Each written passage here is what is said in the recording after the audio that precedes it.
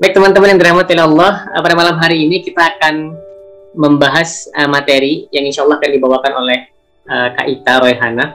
Alhamdulillah, beliau bisa kembali membersamai kita setelah, kalau nggak salah, beliau udah pernah 2 kali membersamai kita. Sekali apa 2 kali ya? Kalau nggak salah 2 kali membersamai kita, membersamai jagonya pranikah. Dan memang jagonya pranikah itu cukup selektif dalam memilih pemateri. Alhamdulillah kita dapat kesempatan untuk bisa mendatangkan beliau kembali. Mudah-mudahan teman-teman bisa fokus, perhatikan dengan baik, catat poin-poin pentingnya karena materi hari ini itu penting banget, yakni tentang hak dan kewajiban suami istri. Baik, sama-sama kita baca basmalah sebelum kita mulai materi kita pada malam hari ini. Bismillahirrahmanirrahim. Dan insya Allah karena pemateri kita sudah hadir, insya Allah sesaat lagi beliau akan langsung menyampaikan materinya.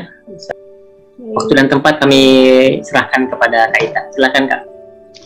Bismillahirrahmanirrahim. Assalamualaikum warahmatullahi wabarakatuh. Teman-teman semuanya, apa kenal teman-teman semuanya di teman-teman jagonya pranikah. Saya izin share screen dulu ya. Terlihat ya screennya ya. Bismillahirrahmanirrahim. Allahumma sholli ala Muhammad wa ala ali Muhammad. Asyhadu an la ilaha illallah wahdahu la syarikalah wa asyhadu anna Muhammadan abduhu wa rasuluhu la nabiyya ba'dah. Allahumma ati nafsi taqwaha wa zakkiha wa anta khairu man zakkaha wa anta waliyuha maulaha. Alhamdulillah, senang sekali saya malam hari ini diizinkan oleh teman-teman jagonya pranikah untuk bertemu dengan teman-teman semuanya, belajar bersama ya tentang pernikahan. Topik yang nggak habis-habis ketika kita bahas ya. Selalu ada saja hal baru dalam pernikahan yang penting untuk kita ketahui, hal-hal yang perlu kita persiapkan terus-menerus gitu ya. Bahkan dari sebelum menikah sampai ketika teman-teman nanti sudah menikah pun ada hal-hal yang kemudian terus harus kita pelajari. Karena pernikahan adalah sebuah ibadah yang sangat panjang ya, bahkan salah satu ibadah terpanjang dalam hidup kita barangkali ya. Ibadah yang kita menghabiskan separuh lebih mungkin kehidupan kita dengan seseorang yang semoga dengan orang yang terpilih itu kita bisa semakin dekat dengan Allah Subhanahu wa taala. Perkenalkan secara singkat gitu ya, saya Ita Royhana, saya co-founder Brightalk Indonesia atau Brightalk ID kalau teman-teman cari di Instagram. Saya beraktivitas sehari-hari sebagai ibu rumah tangga dengan 2 anak, ini satu lagi bareng saya nih. Kemudian saya juga seorang dosen, kemudian saya terbiasa terlibat dalam empowering muslimah gitu ya sejak usia saya muda. Nah, hari ini saya diamanahi untuk menyampaikan tentang hak dan kewajiban suami istri dengan teman-teman semuanya. Yuk kita tata niat kita bareng-bareng ya di pertemuan perdana kita hari ini. Semoga Allah memudahkan kita semuanya untuk menuntut ilmu. Rabbi zidna ilma warzuqna fahma wazidna huda. Semoga Allah memberikan kita petunjuk sehingga kita tidak lagi bingung mempersiapkan pernikahan, kita tidak lagi berangkat ke dalam pernikahan dalam keadaan terburu-buru, tergesa-gesa gitu ya. Tapi kita berangkat dengan kesiapan yang matang gitu ya. Saya masih ingat banget dulu kalau dapat kajian tentang pernikahan ya. Salah satu guru saya gitu, Ustaz Fazul Azim gitu, menyampaikan kalau ada 10 kajian pranikah gitu, 7 diantaranya itu harus berbicara tentang bab niat. Kenapa gitu? Karena bab niat inilah yang akan sangat menentukan seberapa jauh teman-teman akan melaju dalam kehidupan pernikahan itu. Ya, seperti apa pun yang dijalani dalam kehidupan pernikahan, semua akan kembali ke dalam bab niat. Niatnya apa ketika menikah? Agar niat kita lurus dalam pernikahan, maka yuk kita belajar bersama-sama tentang satu hal yang perlu kita pahami bersama, yaitu tentang hak dan kewajiban suami istri, yang ini akan jadi role utama ketika seseorang menikah, ketika kita menikah ya. Nah, saya akan mulai dari satu ayat ini ya, satu ayat yang terkenal dibahas di mana-mana gitu ya, banyak yang sudah membahas ayat ini, tapi coba kita dalami lebih dalam gitu ya, tentang ayat ini di pertemuan kita di hari ini. Al-Quran gitu ya, sudah menyampaikan, Allah Subhanahu wa ta'ala menyampaikan dalam Quran surat An-Nisa ayat 34 bahwa laki-laki adalah pemimpin bagi wanita gitu ya. Ar-rijalu qawwamuna 'alan nisa bima faddalallahu ba'dhum 'ala ba'din wa bima anfaqu min amwalihim fasolihatu qanitatun hafizatun lil ghaib bima hafizallah dan seterusnya gitu ya. Di sini saya kasih highlight ya, yang hitam ini adalah role untuk laki-laki gitu ya. Kemudian yang pink ini adalah role untuk perempuan gitu. Nah, kita akan coba untuk membedah sebetulnya apa sih gitu ya kewajiban laki-laki dan perempuan ketika dia sudah menikah, ketika dia menjadi seorang suami dan seorang istri, apa yang harus dia perhatikan ya. Kita bahas satu-satu. Pertama dari sisi suami.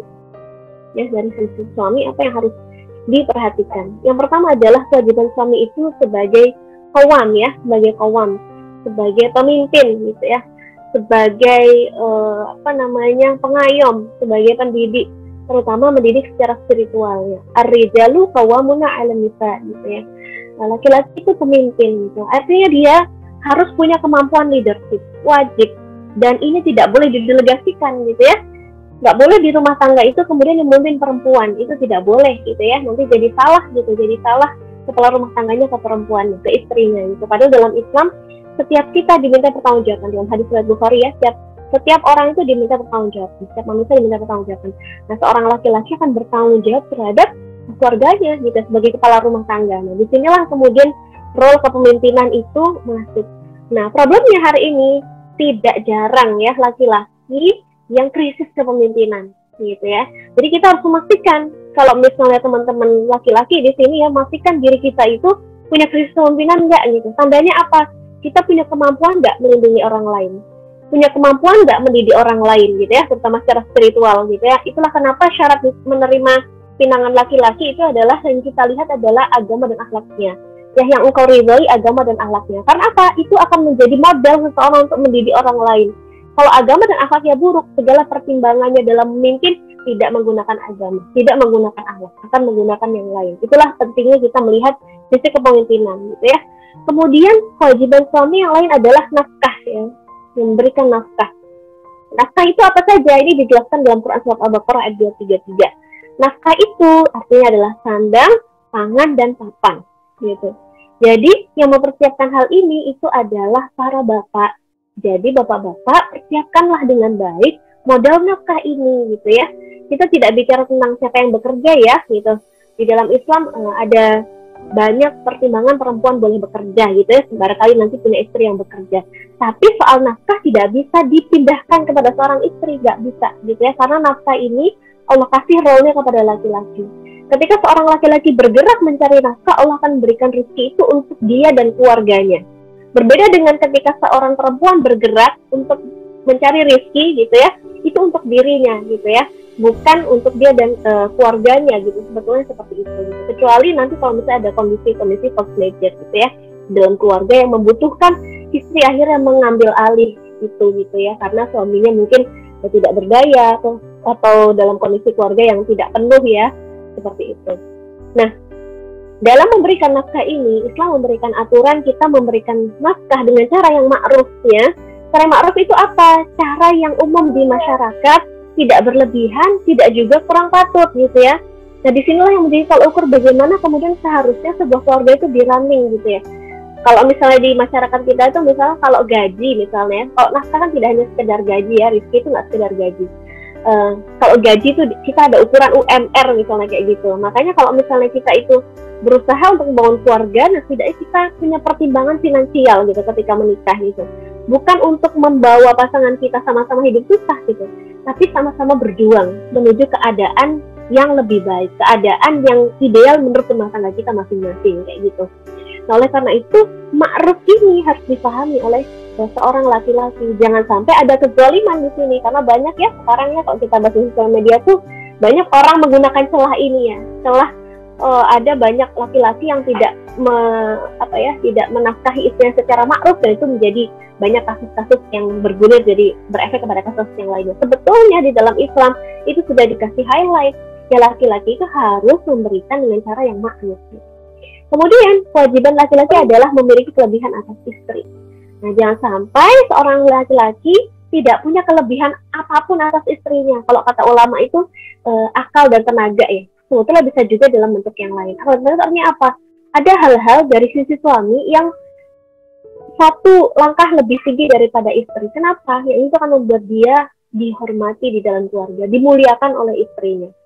Makanya kita bisa lihat ketika di dalam sebuah keluarga, seorang laki-laki, seorang suami kehilangan kemampuannya menafkahi, kehilangan kemampuannya memimpin, gitu ya, kehilangan kapasitas dirinya punya kelebihan atas istrinya, sulit seorang laki-laki itu dihargai di rumahnya.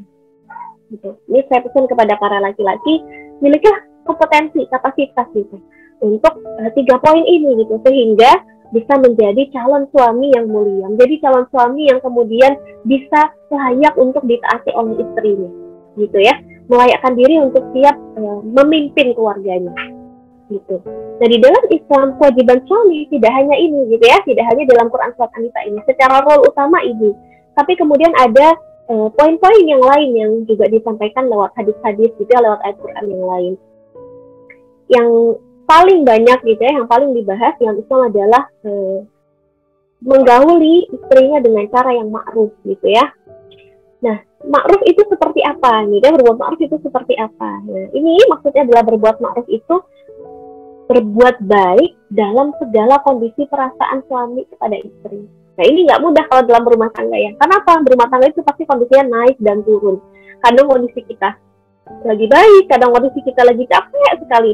Bisa nggak kita dalam kondisi yang kurang baik tetap berbuat baik kepada orang lain, terutama kepada keluarga kita? Itulah kenapa Rasulullah SAW itu sampai ada hadis, gitu ya, bahwa aku adalah yang paling baik kepada keluargaku, gitu.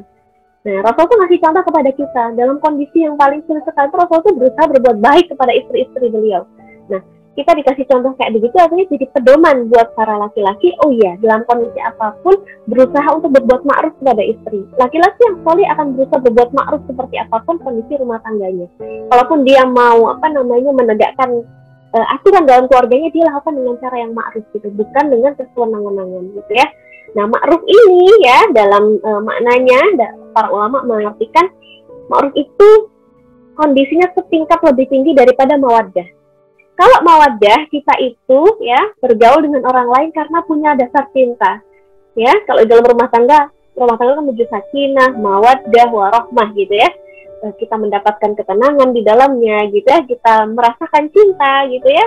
Letup-letup, debar-debar itu terasa dalam rumah tangga. Kemudian ada rahmah. Nah, yang namanya ma'ruf ini walaupun dalam kondisi tidak mawaddah, ya itu harus bisa dilakukan, gitu. Itu namanya ma'ruf, gitu tadi, dalam keadaan dalam kondisi perasaan kita, walaupun nggak lagi dorongan cintanya lagi nggak tinggi, gitu, tetap harus berbuat ma'ruf. Gitu. Kemudian memberikan kasih sayang, ya, ini tadi suami itu ngelit, gitu ya, ngelit, memimpin, memberikan kasih sayang kepada istrinya, menjaga istri dari dosa. Kenapa? Karena ketika Allah menyuruh kita berkeluarga, nah, salah satu tujuan berkeluarga itu adalah menghalangi keluarga kita dari siksa api neraka. Ku anfusakum wa ahlikum nara, gitu ya. Jauhkanlah keluargamu, kamu dan keluargamu dari siksa api neraka. Nah, siapa yang punya role pertama ini, gitu ya, yang mimpin keluarganya di sini kayak gini? Suami, gitu ya. Suami, makanya nggak gampang pekerjaan suami itu ya, gitu. Kalau kadang mungkin di masyarakat kita, di sosial media kita sering dibanding-bandingkan lah ya role-nya suami dan istri. Sebetulnya dalam Islam itu sudah dibagi porsinya dengan begitu adil, begitu sesuai dengan kapasitas masing-masing. Dan suami punya tanggung jawab ini menyelamatkan diri dan keluarganya dari neraka. Dan keluarga ini ahli itu bukan hanya sekedar istri, tapi siapapun yang berada dalam bawah kendali si suami itu dalam rumah tangga itu. Di rumah itu ada orang tuanya, di rumah itu ada pembantunya, itu juga ahlinya. Dia harus diselamatkan dari api neraka. Makanya nanti suami-suami yang kuat ya, karakternya kuat, qawwamahnya ya, kuat kemampuan menjalankan kewajibannya, dia akan punya visi berkeluarga. Kesana arahnya. Tapi kalau suami-suami ini tidak paham kewajibannya sebagai suami, bisa jadi dia tidak punya gambaran keluarga mau bangun keluarga yang seperti apa, gitu ya, nggak punya gambaran harus seperti apa gitu di dalamnya, menjalankan program-program keluarga kayak apa gitu, nggak kebayang. Karena tadi tidak punya landasan yang kokoh bagaimana seharusnya memimpin sebuah keluarga. Ya, kemudian dalam hal-hal teknis suami punya kewajiban memiliki waktu bercanda dan mendengarkan curhatan istri. Ya, ini yang dilakukan oleh Rasulullah SAW kepada para istrinya ya. Setiap malam Rasulullah itu kalau nggak ngurusin umat, kalau nggak lagi ada konsultasi tentang masalah umat, Rasulullah tuh dengerin curhatan istrinya. Gitu. Nah ini adalah pekerjaan yang nggak gampang gitu ya, apalagi kalau bapak-bapak setiap hari cari nafkah capek sekali ya gitu ya. Istrinya juga ngurusin anak-anak capek di rumah. Malam butuh temen ngobrol, couple talk kalau orang sekarang bilangnya ya. Aduh capek, udahlah besok aja, udahlah nanti weekend aja, numpuk sampai akhirnya nggak sempet ngobrol gitu. Terus apa gunanya berumah tangga? Apa cuma kerja bisnis gitu ya? Kan nggak kayak gitu ya. Kemudian suami punya kewajiban mendidik istri dalam urusan agama dan mengajaknya beribadah ya. Ini ada ulama menyampaikan ya, kewajiban bagi seorang muslim adalah mengajari keluarganya. termasuk kerabatnya, budak ya, kalau sekarang tidak ada budak ya, pembantunya ya. Ajarkanlah mereka perkara yang wajib yang Allah perintahkan dan larangan yang Allah larang. Makanya kalau di rumah kita semakin banyak supporting sistemnya, tanggung jawab kita semakin besar memastikan mereka satu value dengan kita. Satu value-nya apa tadi? Mengikuti aturan yang Allah mau dan menjauhi apa yang Allah nggak suka gitu. Nah, ini siapa yang memimpin? Suami. Ya, nanti istri tugasnya apa? Istri membantu merealisasikannya. Ini nggak akan bisa terjadi kalau suaminya tidak menjalankan role sesuai dengan role-nya gitu ya. Akan susah, akan sulit, akan berat sebuah rumah tangga itu kalau seorang istri yang harus mimpin di depan gitu ya. Nanti akan jadi salah, rumah tangganya akan jadi seperti rumah laba-laba gitu ya. Kalau dalam Quran perumpamaannya itu kayak rumah laba-laba rapuh.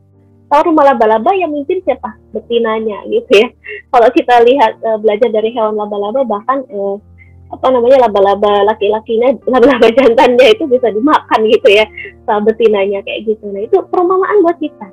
Jangan sampai kemudian kita salah meletakkan role ini dalam rumah tangga. Kemudian tetap ma'ruf dalam kondisi konflik ya. Ini sebuah hadis yang saya ini banget ya. Saya merasa perlu di-highlight banget gitu ya.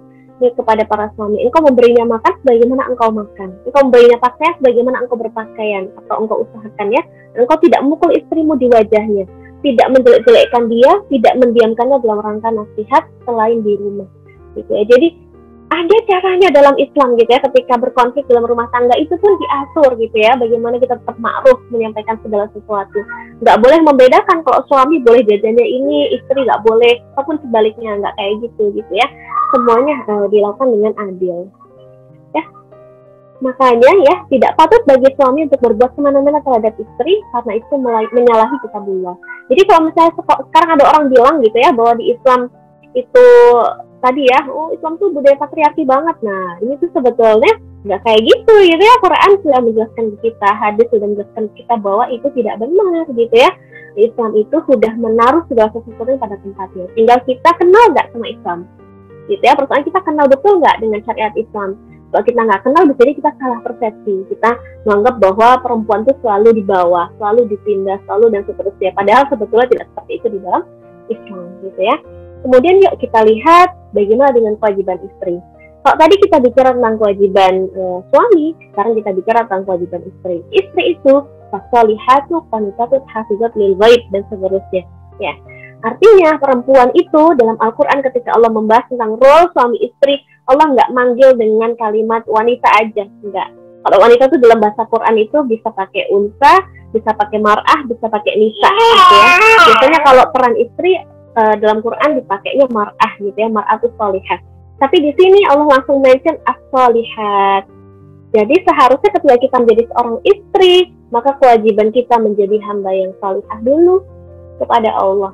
Karena ini akan memudahkan kita untuk menjalankan role kita sebagai seorang muslim. Kalau kita kondisi pribadinya masih up and down ya, secara jiwa masih up and down, hubungan kita sama Allah up and down, itu akan mempengaruhi kemampuan kita untuk taat kepada Allah dan suami, mempengaruhi cara kita menjaga apa-apa yang Allah minta dan apa-apa yang suami minta.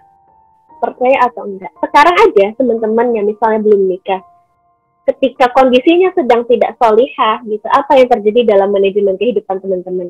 Apakah bisa menjalankan role dengan baik? Sangat mungkin tidak gitu ya. Sangat mungkin teman-teman punya challenge yang sangat banyak. Kenapa berantakan ABCD gitu ya? Kenapa kemudian saya nggak bisa ngatur ini itu? Kenapa saya nggak jadi apa-apa? Kenapa semuanya udah sampai saya, dan insecurity yang muncul banyak gitu ya? Nah, kita kembali ke sini.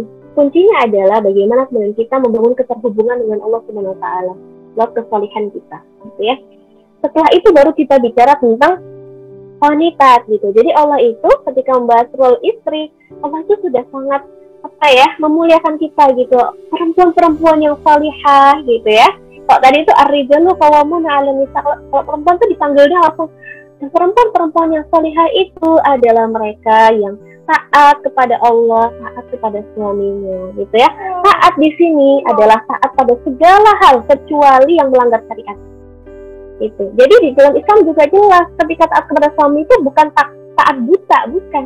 Tapi taat selama itu tidak melanggar syariat, ya itu kita penuhi. Tapi kalau itu melanggar syariat ya tidak boleh gitu ya, karena itu melanggar kaidah yang pertama, taat kepada Allah gitu ya. Kemudian yang ketiga adalah hafizat. Sepertinya simpel ya, 3 aja, tapi 3 ini mencakup hal yang besar. Nanti kita bedah ya. Hafizat ini adalah menjaga kehormatan diri, menjaga kehormatan suami, ya, menjaga apa yang diamanahkan suami saat suami tidak ada di rumah, ya, yaitu manajemen rumah tangga dan pengasuhan anak-anak. Ya, kalau di dalam hadis yang kullukum ra'in ya, kullukum mas'ulun gitu ya, setiap orang itu adalah pemimpin ya, dan setiap pemimpin akan bertanggung jawab apa yang dipimpin gitu ya. Laki-laki mempertanggungjawabkan dia sebagai kepala rumah tangga, dan seorang wanita dia mempertanggungjawabkan bagaimana dia menjadi pemimpin di rumah suaminya dan anak-anaknya gitu ya, dan pengasuhan anak-anaknya gitu ya. Nah, oleh karena itu kita sebagai seorang istri gitu ya punya tanggung jawab kemampuan ini. Nah, seberapa kita mempersiapkan diri untuk mampu memanage rumah tangga gitu ya? Seberapa kita mempersiapkan diri untuk mengasuh anak-anak? Nah, ini semua kalau kita tidak punya gambaran big picture-nya dalam rumah tangga, kita kira rumah tangga itu hanya sebatas halal, menghalalkan cinta saja gitu. Kita hanya menganggap rumah tangga itu seperti cerita Snow White, Cinderella story, bahwa tadinya aku single, nggak ada yang nyelamatin, terus tiba-tiba ada pangeran datang, udah kayak nikah yang aduh benar-benar bagus-bagus lah ya, wedding Islami hari ini gitu. Tapi setelah itu kemudian bayangan kita adalah indah-indah aja dalam rumah tangga. Enggak, ada kewajiban di dalamnya gitu ya. Sehingga kalau kita nggak bersiap sejak awal, yang kita pandang adalah beban. Padahal sebetulnya itu adalah sebuah peran yang kita sambut, peran yang nantinya menuju ke tujuan pernikahan kita, yaitu beribadah kepada Allah, yaitu membangun generasi muslim yang kuat dan seterusnya gitu ya. Nah, seperti itu. Nah, dalam bab ketaatan gitu, kita perlu punya satu hal yang selama ini mungkin banyak dari kita nggak belajar. Apa itu? Kemampuan followership. Setiap kita masing-masing pribadi dari kecil dididik untuk jadi leader, kemampuan leadership, di mana-mana kemampuan leadership, sehingga rasanya berat kalau jadi follower gitu ya. Apalagi terutama biasanya yang udah banyak aktif di mana-mana, perempuan-perempuan yang mandiri gitu ya, alpha woman, kadang berat kalau disuruh taat gitu ya, berat kalau disuruh follow gitu ya. Terus sebetulnya Islam memberikan ruang kepemimpinan dalam muslimah. Kepemimpinan muslimah itu apa? Ya, ruang kepemimpinan domestik dalam rumah tangga, menjadi manajer rumah tangga. Jadikanlah kemampuan kepemimpinan kita ini untuk memimpin rumah tangga di rumah suami kita, manajemen rumah tangga di rumah suami kita, bukan untuk mengatur suami gitu ya, beda ya. Kalau kita kepada suami itu kita taat tugasnya, tapi kalau dalam manajemen rumah tangga kita yang mimpin. Ya, kalau nasihat Imam Ahmad kepada anaknya itu ya, istrimu itu adalah ratu di rumahmu gitu ya. Jangan direcokin, biarkan dia memimpin di rumahmu itu gitu ya, memimpin dalam arti memanage rumah itu, dia mau naruh apa di mana dan seterusnya gitu, kayak gitu. Nah, di sini ya, ketaatan suami, mungkin saya tuliskan, ketaatan suami adalah ketaatan yang dilandaskan dengan ketaatan kepada Allah gitu ya. Yang sampai kemudian kita taat kepada suami semata-mata karena kita cinta sama dia gitu ya. Nanti kalau udah nggak cinta, kalau kita lagi marah sama dia, kita nggak mau taat. Jangan ya. Jadikan kerangka ketaatan kita kepada suami itu sebetulnya adalah manifestasi ketaatan kita kepada Allah. Biar apa? Nanti kita taat kepada suami itu siap taat dalam segala keadaan, suka maupun duka gitu ya. Karena apa? Yang mendorong kita melakukan hal itu adalah karena Allah perintahkan. Kenapa kau melakukan hal ini? Karena Allah perintahkan, bukan karena suami kita baik atau nggak baik ke kita gitu. Itulah kenapa di dalam Islam kita punya Bunda Asia gitu ya, yang suaminya tuh kayak gitu. Kalau kita lihat laki-laki di muka bumi, ada nggak yang sejahat Fir'aun gitu? Kira-kira gitu ya, suami-suami hari ini gitu. Ada nggak yang sejahat Fir'aun gitu?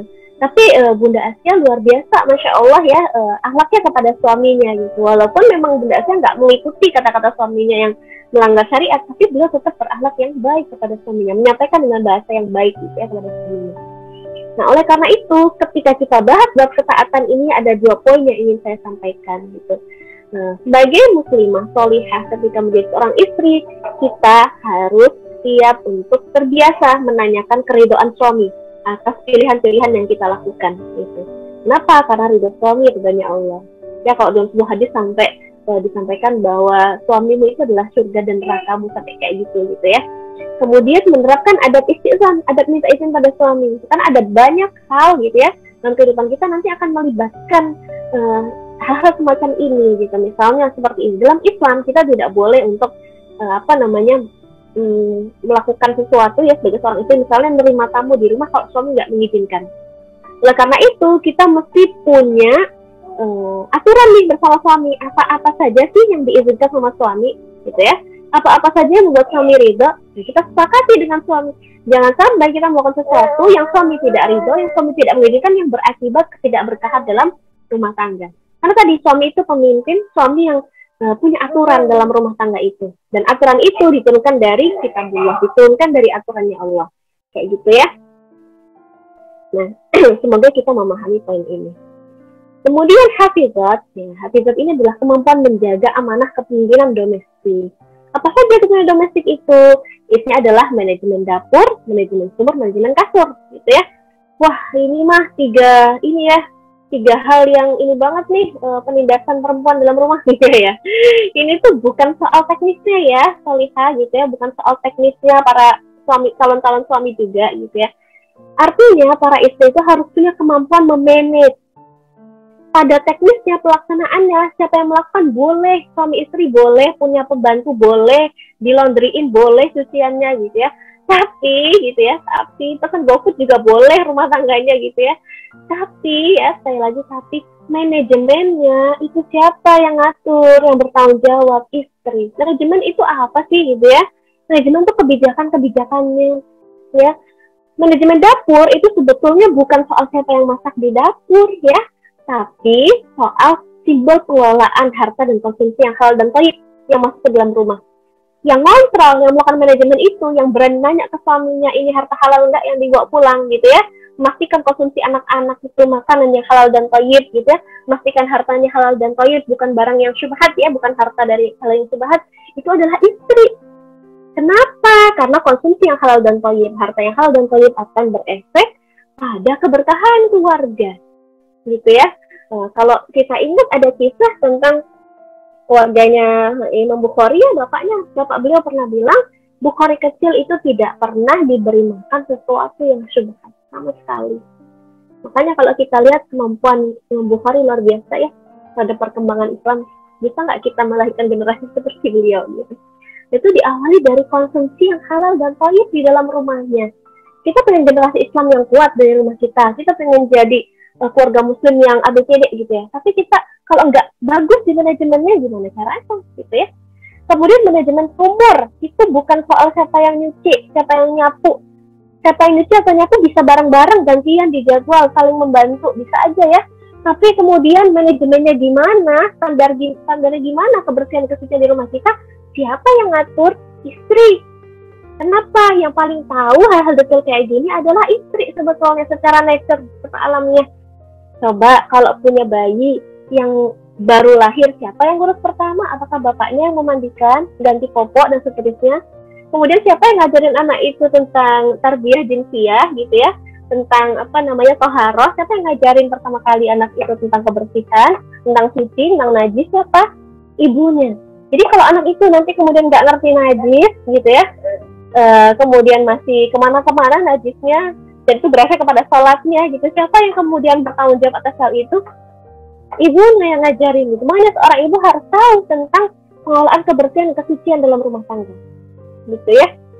Kemudian manajemen kasur itu bukan hanya sekedar aktivitas seksual saja di dalam Islam ya, tapi bagaimana kemudian kita menjadikan kasur itu sebagai titik awal kita membangun generasi Islam yang kuat.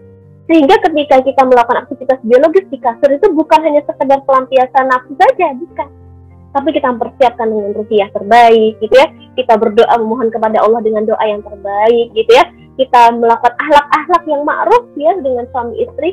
Oleh karena itu nanti jadi generasi yang lahir itu bukan kaleng-kaleng gitu ya, tapi generasi yang sungguh-sungguh dipersiapkan dengan dengan ruhiyah yang bagus gitu ya, dengan persiapan keimanan yang baik gitu.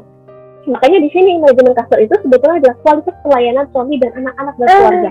Anak-anak yang soleh lahirnya dari mana gitu ya? Dari kualitas hubungan suami istri yang baik gitu. Gak mungkin anak-anak soleh itu lahir dari kualitas hubungan suami istri yang gak baik. Itu akan sulit gitu ya. Seperti itu ya. Tapi ya istri itu ya jangan lupa mensyukuri suami ya. Karena seringkali istri itu kan perempuan ya, tentang perempuan itu kan suka cerita ya, lisannya suka cerita macam-macam ya. Tadi makanya para istri Nabi juga suka banget curhat gitu ya. Hati-hati jangan sampai kemudian kita itu kemudian mengatakan sesuatu yang nggak seharusnya gitu ya. Itu ujian banget bagi seorang istri. Nah ini makanya saya kasih tahu dari awal, belajar jaga lisan dari sekarang ya, belajar bersyukur terhadap semua yang Allah kasih. Jadi nanti ketika berumah tangga bisa belajar syukur, belajar qanaah gitu ya, belajar merasa cukup, belajar ridho gitu terhadap pemberian Allah gitu ya, lewat apa yang dikasih Allah kepada suami kita gitu ya. Dan belajar jangan suka ngungkit pemberian kita kepada keluarga. Aku kan sudah ini, aku kan sudah itu gitu ya. Kalau sekarang mungkin belum kebayang, tapi nanti ketika menjalankan role rumah tangga ini akan diuji gitu. Karena perempuan tuh kemampuan verbalnya itu lebih baik biasanya kayak gitu. Makanya perempuan tuh mendidik anak-anaknya, ngajarin ABCD. Kecerewatan perempuan itu haruslah diarahkan kepada kecerewatan yang solihah, didik anak-anak gitu ya. Ada hadis riwayat Bukhari ini tentang banyaknya perempuan masuk neraka karena mengingkari kebaikan suami. Hati-hati, kita jangan sampai kena hadis ini. Makanya kita belajar, kewajiban kita adalah mensyukuri suami, tidak boleh mengungkit-ungkit kebaikan kita gitu ya, pemberian kita kepada keluarga, jangan sampai nanti jadi momok buat kita sendiri. Maka jalankan peran istri karena Allah minta, bukan semata permintaan suami. Agar kita selalu punya nafas panjang untuk menjaga setiap syukur dan sabar dalam menjalani perannya. Gitu ya, saya ingat banget ketika awal berumah tangga, waktu awal nikah gitu ya, dapat kado gelas gitu, kado gelas itu tulisannya adalah lebihmu ladang syukurku, kurangmu ladang amalku. Gitu. Itu kata-kata yang begitu membekas di awal rumah tangga itu menguatkan sekali di tahun-tahun pertama rumah tangga bagi saya dan suami. Karena setiap lihat gelas itu tuh jadi banyak merefleksi gitu ya, iya ya gitu. Tidak ada manusia yang sempurna, tidak ada pasangan yang sempurna ya teman-teman. Nanti ketika menikah pasti ada kekurangan kelebihannya. Justru dengan kekurangan pasangan kita itulah Allah memberikan ladang amal buat kita. Justru dengan kelebihan pasangan itu kita diminta belajar, kita bisa bersyukur kepada Allah. Karena hidup ini sebetulnya kan hanya sekedar tentang syukur dan sabar aja menghadapi semua ujiannya hingga nanti kita ketemu Allah Subhanahu wa Ta'ala. Gitu ya. Jadi kalau rumah tangga itu dalam kerangka kepada Allah, kita akan menjalannya dengan tadi semuanya dikembalikan sebagaimana Allah mengaturnya. Nah, tadi kita bicara kewajiban. Kewajiban itu harus dijalankan masing-masing. Laki-laki menjalankan kewajibannya, perempuan menjalankan kewajibannya. Tapi ada yang namanya hak. Hak ini namanya muasyarah bil ma'ruf. Muasyarah itu anaknya saling berpartisipasi, dua-duanya. Nggak boleh cuma salah satu aja, dua-duanya saling bersama-sama gitu ya, sama haknya gitu ya. Nggak boleh satu merasa aku harus paling diperhatikan, satunya enggak. Nah itu nggak boleh kayak gitu. Di dalam Islam ada banyak hak yang harus dijalankan bersama-sama. Yang pertama, hak diperlakukan dengan lembut. Ini diperlakukan juga oleh Rasulullah kepada para istrinya. Setiap pagi Nabi Shallallahu Alaihi Wasallam habis dari masjid ya, kumpul bersama para sahabat pada subuh, itu datangin istrinya satu-satu, mengucapkan salam, mendoakan gitu. Nah, ini namanya memperlakukan dengan lembut ya, kayak gitu. Begitupun istri-istri Nabi gitu ya, membantu Rasulullah gitu ya, ketika Rasul lagi puyeng gitu ya kalau dalam bahasa kita gitu. Dengan lembut mereka memahami kondisi suaminya. Bagaimana Bunda Khadijah dengan lembut memahami kondisi suaminya ketika pertama kali mendapatkan wahyu. Ya, kemudian hak mendapatkan cinta dan kasih sayang gitu ya. Pasangan kita itu berhak dicintai, berhak disayangi, bukan cuma kita aja. Jadi jangan pernah punya mindset kita menikah hanya untuk biar ada yang nemenin, biar ada yang sayang sama kita. Bukan. Tapi kita saling menyayangi, saling mencintai. Kemudian hak untuk dipercaya dan diprasangkai baik. Ya, jangan sampai ketika kita berumah tangga, apa yang kita dahulukan adalah ego kita. Nah, ini akan menjadi masalah dalam rumah tangga. Ya, dahulukanlah kita husnuzan dengan pasangan. Sampai dalam hadis dimention gitu ya, janganlah seorang laki-laki kalau misalnya habis nggak pulang beberapa hari, kemudian datang gitu ya, langsung nyari apa yang kira-kira jadi kesalahan gitu ya. Kira-kira apa yang nggak benar gitu. Nah, jangan kayak gitu. Pun kita juga gitu, ketika nggak ketemu suami beberapa hari gitu, nanti ketika teman-teman sudah menikah, kemudian yang kita lihat adalah ini ngobrolnya sama siapa aja nih gitu ya, dilihat di HP dan seterusnya. Nah, jangan seperti itu gitu. Pasangan kita berhak untuk dipercaya, berhak untuk diprasangkai baik. Kita pun juga pengennya kayak gitu kan, sama ketika Rasulullah juga pernah mengalami dengan Aisyah. Pernah suatu malam gitu ya, Rasulullah bobo sama Aisyah, kemudian Rasulullah lihat Aisyah udah bobo, Rasulullah keluar Rasulullah ke Baqi, ya, ke Baqi mengangkat tangan berdoa, kemudian Rasulullah balik. Nah, ketika Rasulullah bangkit dari bobo, kemudian ke Baqi, Aisyah itu berpikir, kenapa ya Rasulullah kok bangun? Diikutin gitu ya sama Aisyah. Aisyah pakai baju sarung gitu, diikutin gitu. Dan ketika balik pun Aisyah buru-buru balik gitu. Sampai ketika Rasul udah balik ke rumah, Rasul menangkap gestur Aisyah gitu ya. Kok Aisyah ini kok kayak ini nggak tenang gitu ya, sampai ditanya betul gitu, kenapa gitu? Kenapa Aisyah gitu? Ya Aisyah bilang akhirnya kalau tadi tuh merasa nggak nyaman gitu ya, pengen tahu gitu kenapa sih Rasulullah tiba-tiba pergi gitu. Sampai Rasulullah bilang, kenapa kamu khawatir gitu aku ke istri yang lain gitu di malam giliranmu ini, sampai kayak gitu ya. Jadi itu Rasulullah ngasih contoh kepada kita bahwa ya setiap pasangan tuh butuh dipercaya dan diprasangkai baik. Nah Rasulullah akhirnya bilang, tadi tuh Jibril tuh datang, tapi Jibril nggak mungkin masuk ke kamar karena kamu lagi nggak pakai baju lengkap, makanya aku nggak kasih tahu. Nah Jibril ngasih tahu ketika udah di luar, kemudian aku disuruh ke Baqi dan seterusnya gitu. Jadi saya itu sebenarnya turun wahyu, tapi Rasulullah nggak bisa ngasih tahu Aisyah gitu. Betapa lembutnya Rasulullah, istrinya lagi bobo nggak pengen ngasih tahu gitu. Tapi kalau kita misalnya tadi ya, namanya manusia ya, Bunda Aisyah juga ada hal yang manusiawi dari Bunda Aisyah, walaupun kita tidak boleh kemudian kepada Bunda Aisyah mah juga punya kekurangan nih, kita highlight kekurangannya, itu juga tidak boleh. Ada banyak kebaikan Bunda Aisyah, ini hanya untuk contoh buat kita sebagai umat gitu ya, panduan rumah tangga Rasulullah bagi panduan kita. Kemudian dia bersama-sama dan menanggung suka dan duka. Ini juga yang terjadi ya di kalangan para sahabat, ya bagaimana rumah tangga Asma dan Zubair gitu ya, saling bantu, Fatimah dan Ali saling bantu gitu ya. Itu saling, nggak bisa cuma satunya menderita, satunya enak-enak, itu nggak bisa. Hak mendapatkan keturunan berhubungan seksual. Nah ini juga nggak boleh kemudian kita menikah cuma sekedar memuaskan diri sendiri, nggak mau memuaskan pasangan gitu ya, nggak mau kita berpikir saya mah nggak mau menikah punya keturunan gitu ya. Kalau sebetulnya tujuan pernikahan salah satunya adalah untuk menguatkan generasi Islam gitu ya. Kalau memberikan syariat kita menikah itu bukan sekedar biar kita hore-hore di dunia, bukan gitu. Bahkan berhubungan seksual itu adalah salah satu kenikmatan yang Allah berikan, dan itu bisa ditempuh dengan cara yang halal dalam pernikahan. Itu salah satu kenikmatan yang dikasih di surga gitu. Jadi jangan sampai kemudian kita itu salah memaknai ini gitu ya. Kemudian hak berdandan, berpenampilan rapi gitu ya, mendapatkan hiburan, ini adalah hak bersama. Bagaimana Nabi lari-lari dengan Aisyah ya, kemudian Aisyah digendong sedikit gitu kan ya, kita dengar ceritanya ketika nonton sesuatu, kemudian berdandan, berpenampilan rapi di depan pasangan, itu adalah hak dia untuk mendapatkan itu gitu ya, saling gitu.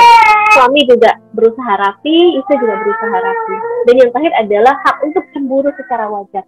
Ya kita perlu punya kecemburuan, tapi kecemburuan yang wajar di dalam Islam. Ketika kita melihat kayaknya ada yang nggak benar, nah itu kita boleh cemburu. Yang nggak boleh cemburu adalah ketika apa? Ketika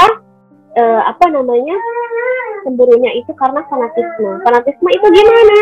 Ketika cemburunya tadi karena kita posesif kepada pasangan, nah itu nggak boleh banget. Ya.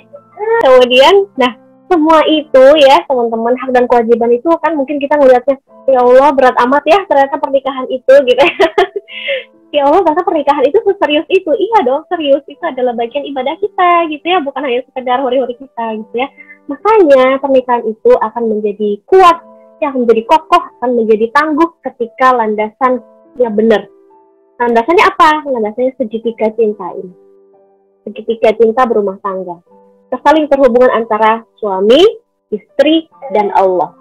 Semakin dekat suami ke Allah, semakin dekat istri ke Allah, semakin dekat hubungan dengan suami istri ini. Suami dengan istri akan semakin dekat. Dengan semakin dekat itu, maka dia akan semakin mudah ya untuk berkolaborasi membangun rumah tangga gitu. Tapi kalau semakin jauh dari Allah, semakin jauh juga nih ke bawah nih nanti, makin susah untuk ngobrol, makin susah membangun rumah tangga yang lebih baik. Makanya teman-teman, kunci pertama adalah dekati Allah. Sebelum menikah dekati Allah, selama menikah dekati Allah, terus menerus dekati Allah sampai nanti dipisahkan oleh Allah gitu ya, dengan maut misalnya, tetap terus deketin ke Allah. Insya Allah nanti akan dipertemukan kembali oleh Allah di jannahnya Allah. Suami dan istri memiliki peran langit yang berbeda ya, masing-masing melekat sesuai dengan kapasitasnya. Jadi kita nggak perlu iri ya masing-masing dengan peran yang satu dengan yang lain. Kan tadi teman-teman lihat kewajibannya itu beda ya, haknya sama, haknya kewajibannya beda karena kapasitasnya beda. gitu ya. Tugas kita bukan membandingkan, tapi mengkolaborasikan peran sesuai dengan fitrah kita tadi, agar rumah tangga kita berjalan sesuai dengan sunatullahnya. Ya Allah tuh sudah mengatur segala sunatullah di muka bumi ini. Kalau kita langgar, ya ibaratnya udah ada rumus nih, kita coba keluar dari rumus itu, jadi nggak rumusnya? Nggak jadi gitu. Ibaratnya kita bikin kurva nih, kayak di matematika gitu, itu kurva. Rumusnya itu untuk bikin kurva ini, itu rumusnya F sama Fx sama dengan bla bla bla. Kita mau keluar dari situ, gue ganti jadinya F0 gitu. Bisa nggak jadi kurva itu? Nggak bisa. Sama kayak kita menyalahi sunnatullahnya Allah, kita mencoba tadi membandingkan, kita mencoba mengambil peran yang nggak seharusnya. Ya, kita harus siap dengan nanti kita tidak menemukan tangga berjalannya rumah tangga kita sesuai dengan sunnatullah. Baik, itu yang bisa saya sampaikan malam hari ini. Kita akan masuk ke sesi tanya jawab. Saya kembalikan kepada moderator. Selamat bertumbuh dalam bahtera bernama rumah tangga. Selamat mempersiapkan dengan sebaik-baiknya. Yang pertama tentu secara mental, yang kedua persiapan ilmu, dan teman-teman siap menjalani ini semuanya. Assalamualaikum warahmatullahi wabarakatuh. Waalaikumsalam warahmatullahi wabarakatuh. Alhamdulillah teman-teman yang dirahmati oleh Allah, kita baru saja mendengarkan materi yang disampaikan oleh Kak Ita Royhana. Buat teman-teman semua, barangkali ada yang mau bertanya silahkan. Kalau mau diketik via chat boleh, tapi alangkah lebih baik kalau langsung ditanyakan via mic untuk mempersingkat waktu. Tapi boleh, bebas saja, teman-teman mau chat boleh, mau raise hand, lalu nyalakan mic juga boleh. Assalamualaikum warahmatullahi wabarakatuh. Ini pertanyaannya dari Desma Yusintari. Izin bertanya, apa yang harus dilakukan istri ketika suami jarang memberikan nafkah? Dalam hal ini nafkah uang.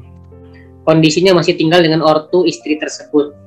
Hampir semua dari makanan dan kebutuhan sehari-hari orang tua si istri yang mencukupi. Dan kondisi suami bekerja yang mana pendapatannya harian. Silahkan, Kak Ita. Baik, bismillahirrahmanirrahim. Jadi ketika ada kondisi seperti ini ya teman-teman ya, kita ternyata menemukan kasus ada suami yang memberikan nafkahnya itu nggak setiap hari misalnya ya, jarang gitu ya. Nah kita perlu lihat dulu backgroundnya. Ya, setiap ada masalah yang muncul, teman-teman biasakan untuk tidak reaktif. Ya, jangan, waduh ini nggak bertanggung jawab nih, misalnya langsung kayak gitu ya. Sekarang tuh kalau netizen saya dapat postingan kayak gitu, wah ini nggak bener nih gitu. Nah kita lihat dulu nih, sesuatu terjadi pasti ada sebabnya. Ya, nah kita lihat sebabnya. Ya sebabnya apa saja bisa banyak. Yang pertama kita cek bagaimana pemahaman suami tentang nafkah. Ya, apakah suaminya sudah tahu tentang nafkah itu kewajibannya.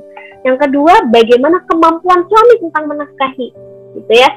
Di kehidupan para sahabat dan sahabiah dulu, ada nggak para sahabat yang kemudian kemampuan finansialnya itu minimal gitu ya. Nggak kayak Abdurrahman bin Auf, nggak kayak Utsman gitu ya. Nggak kayak Abu Bakar, nggak kayak Umar gitu ya. Tapi ada sahabat-sahabat yang memang terbatas kemampuan untuk menafkahi istrinya. Ada nggak? Ada gitu ya. Ada sampai yang harus dibantu sama istrinya. Sampai Rasulullah itu ditanya sama istrinya ya, istri itu punya penghasilan, kemudian istrinya tanya, ya Rasulullah, ini mending saya sedekahin atau saya buat bantu keluarga gitu. Kata Rasulullah, lebih utama kamu bantu suaminya. Sampai kayak gitu. Artinya apa? Kita coba melihat ketika seorang suami itu nggak memberikan nafkah sebagaimana mestinya, kita mesti lihat dari perspektif kondisi suaminya dulu, pemahaman dia tentang nafkah seperti apa. Ketika seorang suami paham tentang nafkah, tapi dia misalnya belum mampu, ya pertama dia pasti mengungkapkan ketidakmampuannya itu, gitu ya, menyadari bahwa misalnya, maaf ya, saya belum bisa memberikan nafkah sebagaimana yang seharusnya, gitu misalnya ya, maaf ya penghasilan saya tuh sehari-hari ini, apalagi kondisi pandemi ini kayak gini, maaf ya masih banyak merepotkan orang tua kamu dan seterusnya. Nah, kita mesti lihat apakah suami melakukan hal itu karena pemahaman atau karena tidak paham. Nah, kalau tidak paham, hukumnya orang yang tidak paham adalah dibantu secara ilmu. Ya, dibantu ilmu dulu gitu ya, dibantu memahami kaidah bahwa oh ada kewajiban nih suami untuk mencari nafkah. Gitu. Ada kewajiban suami sungguh-sungguh mencari nafkah. Kalau tidak bisa lewat pintu rezeki yang satu, harus berusaha dengan pintu rezeki yang lain. Nah, kita sebagai istri tugasnya adalah membantu. Sama kayak tadi, menanggung dalam suka dan duka. Suami kita lagi kesulitan cari nafkah. Tugas kita nunjuk-nunjuk apa bantuin? Bantuin. Laki-laki yang dibantu, yang disupport oleh istrinya akan bisa perform dibanding laki-laki yang kemudian ditunjuk-tunjuk sama istrinya gitu ya. Karena ada kasus luar yang mungkin istrinya tuh gemes gitu ya. Udahlah, kamu di rumah aja deh, aku aja yang cari uang gitu ya. Saking gemesnya gitu. Nah, yang membuat tadi tidak menyelesaikan masalah utama, qawamah jatuh, kemudian kepemimpinan keluarga berpindah. Nah, itu menjadi masalah baru dalam rumah tangga itu. Belum lagi ketika sudah ada anak-anak. Nanti anak-anak jadi melihat bapaknya itu berbeda gitu ya, cara memandang bapaknya. Bapak ini nggak punya kapasitas di rumah gitu ya. Ibu ini jadi menggantikan role bapak dan seterusnya. Gitu, nanti akan jadi muncul masalah-masalah berikutnya. Jadi coba digali masalahnya itu dari mana, kemudian diobrolin bersama pasangan. Jangan hanya dibatin. Ya, kita kalau punya masalah dengan suami itu diobrolin bareng-bareng. Dan pasti nggak mungkin ketemu langsung sekali gitu ya, apalagi kalau masalahnya udah sampai kayak gitu, nggak mungkin sekali langsung ketemu solusi. Ya, cari timing yang tepat saat dua-duanya siap mengobrol, tidak dalam kondisi tertekan, tidak dalam kondisi lapar, ataupun haus, ataupun capek gitu ya, nanti ngobrol bareng-bareng. Nanti dicari bareng-bareng solusinya apa, kemudian membuka usaha sampingan bersama dan seterusnya, agar bisa mandiri rumah tangganya, tidak bergantung kepada orang tua. Wallahu a'lam bishawab. Begitu, Kak Rizal. Baik, jazakallah khair kepada Kak Ita. Kita langsung ke pertanyaan berikutnya untuk efektif. Kita akan tanyakan pertanyaan yang paling relate, paling relevan ya dengan materi yang sudah disampaikan. Berikutnya, pertanyaan dari Upik. Ini bagus, pertanyaan yang bagus dan sering banget mungkin jadi problem juga mungkin kayak bagi para perempuan atau para istri. Pertanyaannya adalah terkait materi hafizat atau manajemen dapur dan sumur, bagaimana jika kondisi rumah tangga nantinya harus satu atap dengan ibu mertua atau orang tua suami? Bagaimana tips mengelola manajemennya dan bagaimana posisi antara istri dan ibu di hadapan suami? Seperti itu. Baik. Bismillahirrahmanirrahim. Ketika kita sudah menikah, kita punya partner ya di luar rumah selain suami, yaitu mertua gitu ya, terutama ibu mertua gitu.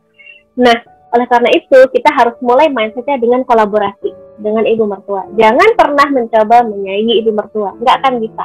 Kenapa? Karena sebelum kita menikah, siapa yang paling dihormati oleh suami kita? Ibu mertuanya. Yang ngurus dia dari mulai dia bayi lahir sampai dia segede itu, ibunya.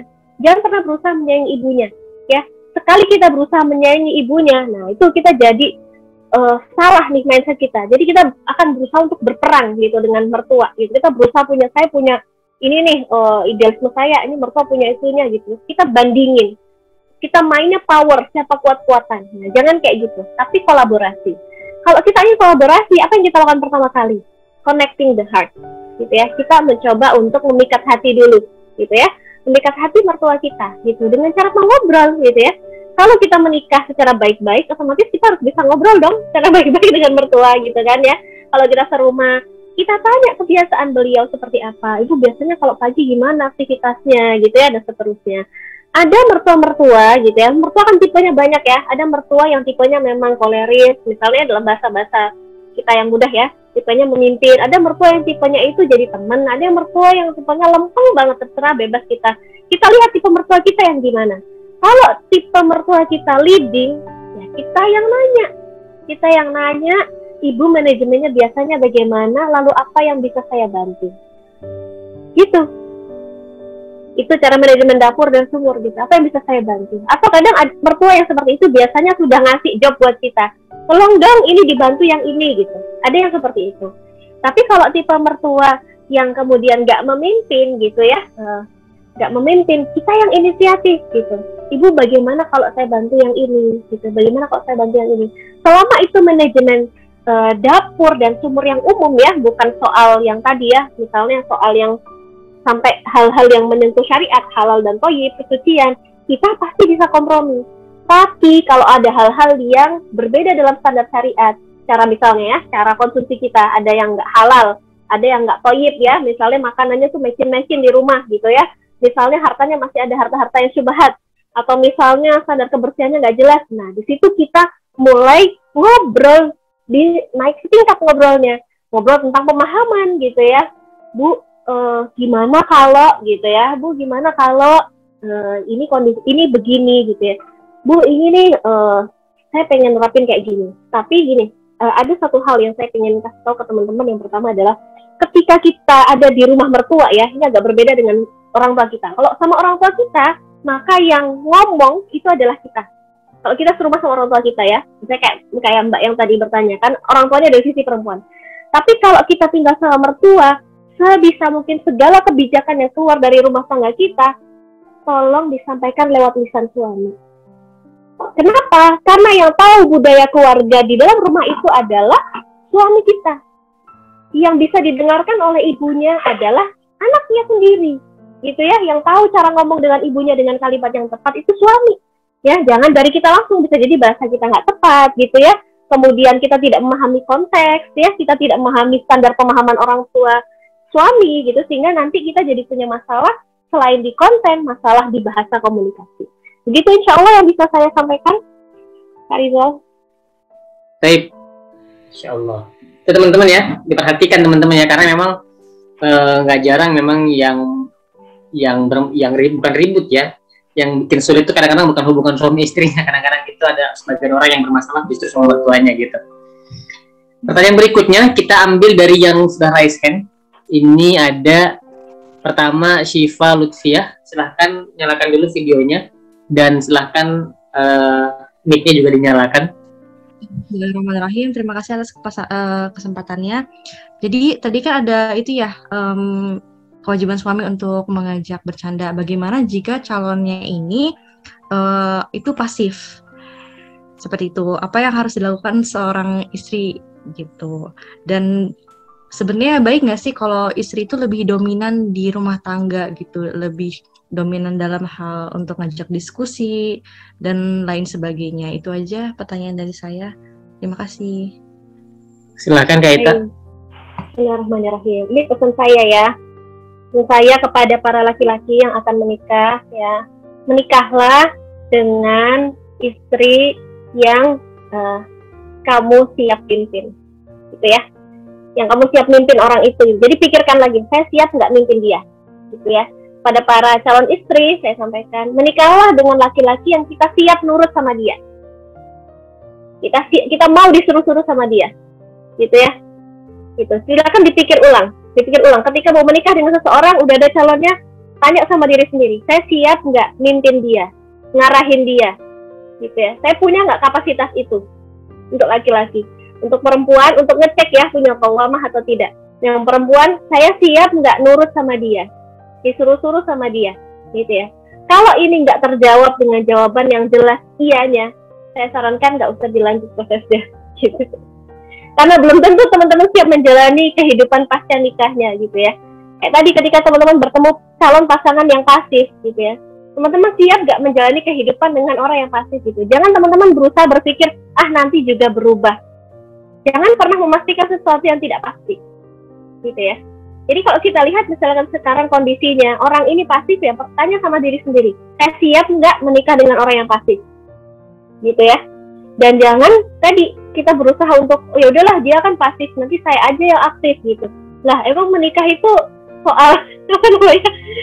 Ya udahlah saya mengkorbannya, dia orang pasif, saya korbannya saja aktif gitu kan, nggak kayak gitu ya. Menikah itu kita memilih menikah dengan orang yang sama-sama siap menikah.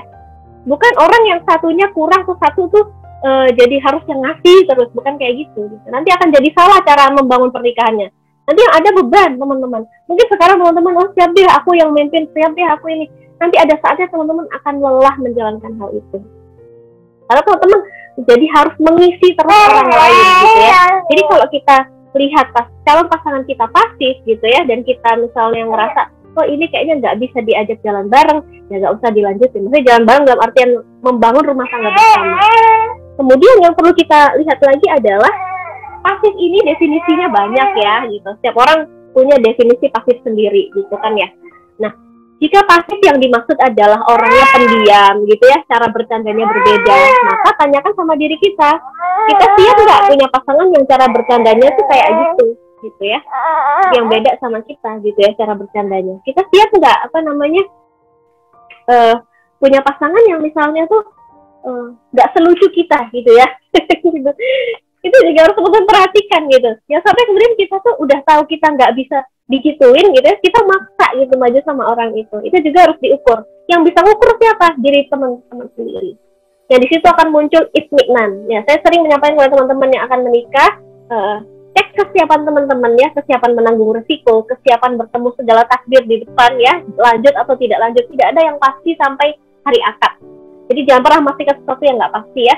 Udah keluar kemana-mana kalau mau nikah sama si fulan atau si fulana, itu nggak perlu, nggak ada yang pasti gitu. Nah oleh karena itu teman-teman cek kondisi hati, itminan nggak, merasa tenang nggak gitu ya dalam proses ini. Kok Nunung rasa banyak ini banyak itu ya tidak perlu dilanjutkan gitu ya. Dan hati-hati juga dengan bisikan syaitan. Begitu Mbak Syifa ya.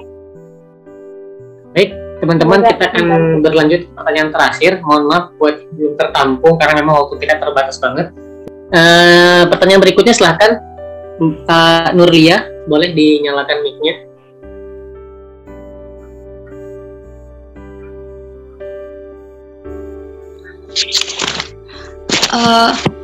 Sebelumnya terima kasih atas kesempatan yang diberikan. Izin tanya untuk poin kewajiban suami yang poin ke-8, mendidik istri dalam urusan agama dan mengajak beribadah. Itu gimana kalau kita awalnya kan kita kan sebelum nikah itu kan kayak gak pacaran atau apa. Terus pas nikah ternyata suaminya ini kurang atau tidak bisa mendidik dalam urusan agama. Jadi kayak misalnya yang kemarin ada viral kasus yang salah satu orang selebgram atau anaknya ustadz gitu, itu kan ketika kasusnya terkuak, istrinya sempat bilang kalau dia tidak pernah dididik dalam urusan agama. Jadi cara kita menanggapi, mempersiapkan diri kita itu gimana, Kak? Baik, Bismillahirrahmanirrahim ya. Nah, ini ada 2 poin yang ingin saya highlight di sini. Yang pertama adalah ketika ada satu kasus terjadi di masyarakat, kita tidak bisa mengeneralisir itu. Satu ya, itu. Dan ketika ada kasus semacam itu, kita tidak boleh percaya serta-merta dengan apa yang muncul di sosial media. Karena kita tidak pernah tahu sebetulnya apa yang terjadi sebaliknya. Jadi jangan pernah menelan mentah-mentah apa yang teman-teman lihat di sosial media. Itu pesan saya ya. Dan jangan pernah digeneralisir. Kayak gitu. Yang kedua adalah ketika kita sudah terlanjur menikah dengan orang yang kemampuan agamanya itu misalnya average atau below gitu ya, apa yang harus kita lakukan? Rumah tangga itu bertumbuh teman-teman ya, nggak stagnan di satu situ aja gitu ya. Ketika di rumah tangga itu terjadi konflik ya, misalnya ngerasa kalau misalnya sesuatu apa ya nggak ketemu, itu kan pasti konflik ya. Misalnya ada kondisi yang nggak seharusnya, pasti akan nabrak gitu ya, nabrak. Ketika nabrak, sebetulnya itu bukan momen untuk pecah gitu, bukan momen untuk kemudian pecah dan berpisah, bukan. Ketika nabrak itulah momen untuk kita menyadarkan masing-masing tujuan berumah tangga. Makanya penting sekali teman-teman menata niat menuju rumah tangga, karena setiap kali terjadi badai dalam rumah tangga, teman-teman akan kembali kepada strong why kenapa teman-teman berumah tangga. Ketika rumah tangga itu dibangun dengan keyakinan kepada Allah, rumah tangga mau membangun rumah tangga yang tadi ya menuju Allah, yang diikat adalah Allah gitu. Maka ketika satu ngerasa drop, jangankan teman-teman yang below gitu ya ketika berumah tangga, teman-teman yang soleh pun bisa drop ketika rumah tangga gitu. Jadi jangan juga merasa sore gitu menikah dengan orang yang soleh, orang solihah, orang solih dan solihah itu juga bisa futur gitu ya dalam rumah tangga gitu. Apa yang terjadi gitu ya, yang harus kita highlight ketika sesuatu tidak sesuai dengan ekspektasi kita, atau ketika sesuatu di rumah tangga itu ada up and down-nya.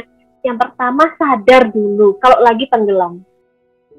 Jauh nih dari Allah rumah tangga kita gitu ya. Harus sadar dulu, alert gitu ya. Ibaratnya tuh alarm di rumah kita tuh nyala gitu. Gitu ya, nyala. Kalau udah nyala, langsung harus saling mengingatkan. That's why ada hadis tentang semoga Allah merahmati suami yang bangunin istrinya pagi-pagi gitu ya, mercikin mukanya untuk bangun tahajud. Semoga Allah merahmati istri yang bangunin suaminya gitu. Nah di rumah tangga itu sangat mungkin terjadi up and down kayak gitu. Up and down itu normal. Yang nggak normal adalah ketika kita nggak alert saat kita udah down gitu. Makanya kenapa kita harus membangun setiap proses kita berumah tangga itu dalam kerangka ibadah, dalam kerangka tazkiyatun nafs yang tinggi. Biar apa? Ketika kita jatuh, rumah tangga kita di bawah posisinya. Oh ya, kenapa ya sholatnya berantakan? Oh ya, kenapa ya ternyata suami saya kondisi kayak gini? Sama-sama sadar. Kalau suaminya yang lagi low, istrinya yang ngingetin tadi ya. Kalau ada kekurangan pasangan, itu adalah ladang amal kita. Yang sadar yang ngingetin. Ayo, kenapa ya kita sholatnya kayak gini? Ya Allah, ternyata kita masih kurang nih kemampuan ngajinya. Gimana kita mau ngajarin anak-anak ya? Yuk kita gimana kalau misalnya jadwalin ngaji bareng? Yuk kita ngaji ke ustadz itu yuk. Yuk kita ikut tahsin yuk. Jadi yang muncul itu semangat untuk bisa berenang di laut yang dalam itu. gitu. Jadi semangat untuk kemudian kita bisa menghadapi badai-badai dalam rumah tangga kita. Ketika sebuah kapal bahtera rumah tangga udah jalan, teman-teman mau balik ke dermaga nggak mungkin gitu ya. Yang teman-teman bisa lakukan adalah gimana kapal itu bisa berlayar di tengah badai, gitu, bukan tenggelam gitu. Makanya ketika kita dapat pasangan yang mungkin kondisi yang nggak sesuai dengan ekspektasi kita, pertahankan sampai titik akhir, hingga nanti ada suatu titik yang dimana memang kalau misalnya sudah nggak bisa lagi dipertahankan, ada banyak kezaliman di dalam, barulah di situ kita kemudian bicara soal bab perceraian gitu. Selama belum sampai kayak gitu ya, jangan pernah berpikir bahwa ini tuh endingnya harus berpisah gitu. Ketika misalnya ada kondisi-kondisi kayak gitu, kok kondisi suaminya nggak soleh ternyata, ya ayo bangun bareng-bareng kesolihan. Nah, tandanya kita dipilih oleh Allah ketemu pasangan yang kita diajak untuk bertumbuh bareng-bareng jadi orang yang solih gitu dan solihah. Dan ketika teman-teman bisa melalui itu dan sampai ke tujuan surga rumah tangga itu gitu ya. Kan kalau dalam Quran surat At-Tur ya, kita tuh bangun rumah tangga tuh nggak cuma di dunia, tapi bangun sampai ke surganya Allah. Bawa semua generasi kita ke surganya Allah gitu ya, generasi kita, suami, anak, cucu, seterusnya. Nah, biar teman-teman selamat kayak gitu ya, teman-teman harus mengembalikan kerangkanya kepada Allah. Kalau teman-teman bisa melalui badai-badai itu, ya semua rumah tangga pasti melaluinya gitu. Jangan khawatir, jangan merasa bahwa aduh nanti kalau ini gimana. Kadang kita itu terlalu banyak dimakan oleh ketakutan kita gitu ya. Yang perlu kita hadapi adalah kenyataannya gitu. Telan kenyataannya kemudian hadapi, berenang. Kalau udah tahu tenggelam, segera berenang. Nggak boleh biarin diri tenggelam gitu ya. Seperti itu, semoga menjawab Mbak Nurul. Alhamdulillah, jazakillah khair untuk Kaita Royhanah atas jawabannya juga materinya. Mudah-mudahan teman-teman semua bisa segala kekurangan. Kemudian teman-teman semua bisa ini teman-teman ya, memahami apa yang disampaikan. Jangan lupa catatannya tadi di share nanti. Buat Kaita, terima kasih banyak Kak sudah meluangkan waktu untuk teman-teman jagonya pranikah. Mudah-mudahan keluarganya diberkahi terus, dimudahkan setiap urusannya. Kalau Kaita ingin pamit terlebih dahulu diperbolehkan. Barangkali Kaita ingin menyampaikan sepatah dua kata-kata sekaligus izin live juga dipersilahkan Kak. Baik, teman-teman semuanya, saya yakin apa yang teman-teman dapat di malam hari ini itu kayak ini ya, tsunami gitu. Tsunami informasi gitu. Maksudnya kayak badai yang sangat besar itu gitu ya, yang tadinya teman-teman tuh nggak pernah tahu ya kehidupan pernikahan itu kayak apa, kewajiban suami istri kayak apa, kayak gini ya, pasti itu sesuatu yang sangat besar yang teman-teman harus telan sekarang gitu. Makanya teman-teman ketika setelah dapat materi ini silahkan dileremin dulu, nanti dibaca ulang begitu ya. Nanti selanjutnya akan saya share juga ke ke jagonya pranikah, teman-teman bisa baca lagi sambil teman-teman di fase ini adalah merefleksi diri, mempersiapkan saya punya nggak kapasitas itu menuju pernikahan, saya mempersiapkan nggak. Karena kalau teman-teman zero banget mempersiapkan, teman-teman akan banyak melalui trials and error dalam pernikahan. Tapi kalau teman-teman persiapkan, sebagaimana kaidah dalam Islam, al ilmu qabla amal, gitu ya. Nah, teman-teman akan punya setengah bekal setidaknya. Jadi ketika teman-teman tuh melalui ujian, wah saya udah pernah kenal nih. Ibaratnya teman-teman udah divaksin duluan gitu ya. Udah pernah kenal nih, ini toh yang namanya ini, yang dulu dibilang sama Kak Ita kayak gini, ini. Oh ya, saya tahu treatmentnya harus kayak gini. Gitu aja, terima kasih Kak Rizal dan teman-teman semuanya atas kesempatan yang diberikan. Mohon doanya untuk kami juga bisa menjalankan rumah tangga yang sakinah, mawaddah, warahmah, dan jannah. Semoga teman-teman semua juga dimampukan sama Allah masalah rumah tangga yang terbaik di dunia hingga ke surga. Mohon maaf atas segala kekurangan. Assalamualaikum warahmatullahi wabarakatuh. Waalaikumsalam warahmatullahi wabarakatuh.